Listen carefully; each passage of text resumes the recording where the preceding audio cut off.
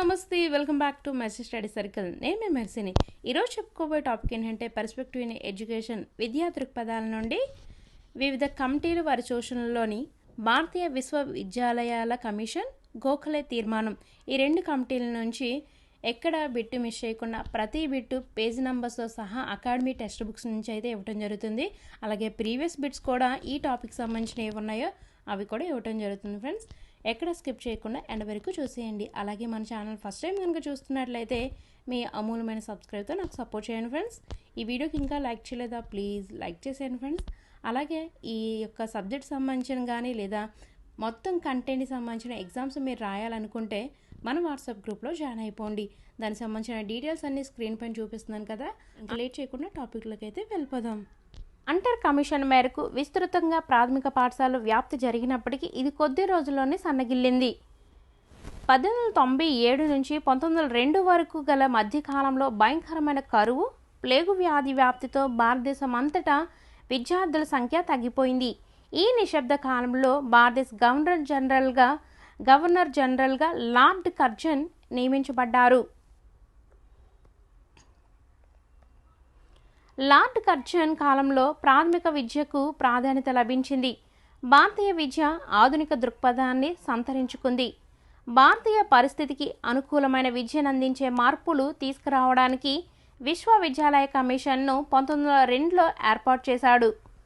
ఈ కమిషన్ ముఖ్య ఉద్దేశం చూసుకున్నట్లయితే విశ్వవిద్యాలయాల్లో విద్యా విజ్ఞాన సంపాదనలతో పాటు శీల నిర్మాణం జరిగే విద్యా సంస్థలుగా రూపొందించడానికి తగిన విద్యా విధానం కోసం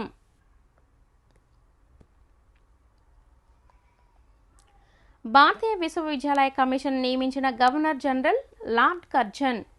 లార్డ్ కర్జన్ భారతీయ విశ్వవిద్యాలయ కమిషన్ను ఎప్పుడు నియమించారు? 1902. విశ్వవిద్యాలయ కమిషన్ అధ్యక్షులు థామస్ ర్యాలీ, సభ్యులు సయ్యద్ హుస్సేన్ బిల్గ్రామి, జస్టిస్ గురుదాస్ బెనర్జీ. భారతదేశంలో భయంకరమైన కరువు, ప్లేగు వ్యాధి సంభవించిన కాలం 1897 to 1902. భారతీయ విద్యా వ్యవస్థలో ఏ సంవత్సరమును నిశ్శబ్ద కాలంగా పరిగణిస్తారు? 1897 నుంచి 1902.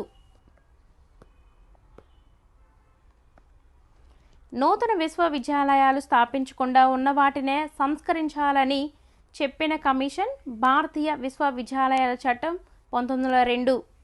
ఈ కమిషన్ ప్రభావం వల్లనే అప్పటి వరకు విదేశాంగ శాఖలో ఉన్న విద్యాశాఖ ప్రత్యేక శాఖగా ఏర్పాటైంది. రిపీట్ అగైన్, ఈ కమిషన్ ప్రభావం వల్లనే అప్పటి వరకు విదేశాంగ శాఖలో ఉన్న విద్యాశాఖ ప్రత్యేక శాఖగా ఏర్పాటైందంటే భారతీయ విశ్వవిద్యాలయాల చట్టం 1902 కమిషన్ ప్రభావం వల్లనే. భారతీయ విశ్వవిద్యాలయ కమిషన్ సూచనలు చూసుకున్నట్లయితే విశ్వవిద్యాలయాలకు సెకండరీ విద్యపై ఆధిపత్యం ఇవ్వటం, పరీక్ష విధానాలను మెరుగుపరచడం, 3 ఏళ్ల డిగ్రీ తరగతులను ప్రవేశపెట్టడం, విశ్వవిద్యాలయాల సెనేట్ మరియు సిండికేట్లను పునర్వ్యవస్థీకరణ చేయటం. నెక్స్ట్, ఈ కమిషన్లో సూచించిన అంశాలు చాలా వరకు దేని మీద ఆధారపడ్డాయి? లండన్ యూనివర్సిటీ యాక్ట్ మీద ఆధారపడి ఉన్నాయి.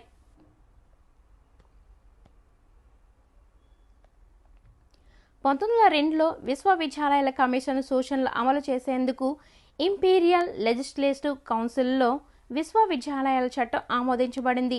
దీనినే భారతీయ విశ్వవిద్యాలయాల చట్టం 1904 అంటారు.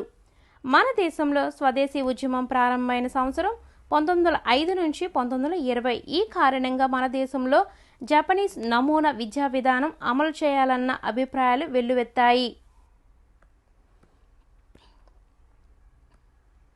ఏ సంవత్సరంలో గోపాలకృష్ణ గోఖలే ప్రవేశపెట్టిన ఒక బిల్లు ఫలితంగా ప్రాథమిక విద్య నిర్బంధం చేయబడింది? ఏ సంవత్సరం అంటే 1904. 1910లో ఉచిత నిర్బంధ ప్రాథమిక విద్యా అవకాశాలను భారతదేశంలో కల్పించాలని రాజ్యాంగ సంబంధమైన శాసన మండలిలో ప్రైవేట్ బిల్లులను ప్రవేశపెట్టిన వారు గోపాలకృష్ణ గోఖలే. రాజకీయ పరంగా ఉచిత ప్రాథమిక విద్యకు మూలమైన వ్యక్తి గోపాలకృష్ణ గోఖలే. ఉచిత నిర్బంధ విద్య కోసం లెజిస్లేటివ్ కౌన్సిల్లో తీర్మానం పెట్టిన మొట్టమొదటి భారతీయుడు గోపాలకృష్ణ గోఖలే. 1910 సంవత్సరంలో శ్రీ గోపాలకృష్ణ గోఖలే గారు ఇంపీరియల్ లెజిస్లేటివ్ కౌన్సిల్ శాసన మండలిలో సభ్యుడిగా చేరారు. నిరక్షరాస్యులు అమాయకులు ఉన్న జాతి సంపూర్ణమైన అభివృద్ధిని సాధించలేదు, పోటీ పడలేదు అని వాదించిన వారు గోపాలకృష్ణ గోఖలే. గోఖలే తీర్మానం ప్రకారము ఏ సంవత్సరం వారికి ఉచిత నిర్బంధ విద్యను అమలు చేయాలి? 6 నుంచి 10 సంవత్సరాల బాలలు.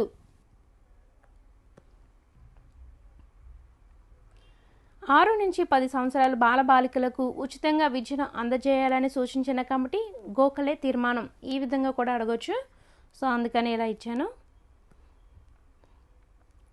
గోపాలకృష్ణ గోఖలే సూచించినది కేంద్ర ప్రభుత్వంలో ప్రాథమిక విద్యకు ఒక శాఖను ఏర్పాటు చేయాలి, ఒక ప్రత్యేక కార్యదర్శిని నియమించాలి, ప్రాథమిక విద్య నిర్వహణ కోసం చేసే ఖర్చులు స్థానిక సంస్థలు ప్రభుత్వం 1:2 నిష్పత్తిలో భరించాలి. ఎగ్జామ్లో 2:1 నిష్పత్తిలో ఇచ్చాను, చూసుకోండి. కేంద్ర ప్రభుత్వంలో ప్రాథమిక విద్యకు ఒక శాఖను ఏర్పాటు చేయాలని సూచించినది గోఖలే తీర్మానం.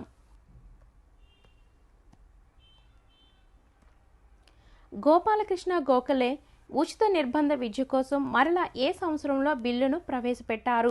1911వ సంవత్సరంలో. స్థానిక సంస్థలు ప్రాథమిక విద్యా వ్యాప్తికి కావలసిన ఆర్థిక వనరులను సమకూర్చుకునే విధంగా సెస్సును విధించుకోవడానికి అవకాశం కల్పించాలని సూచించారు.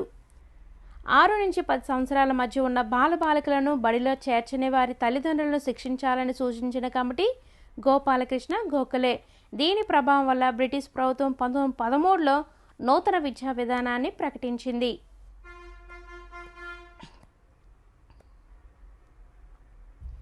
గోపాలకృష్ణ గోఖలే గారు ప్రవేశపెట్టిన బిల్లులకు చలనం వచ్చి ప్రవేశపెట్టిన విద్యా విధానం నూతన విద్యా విధానం 1913.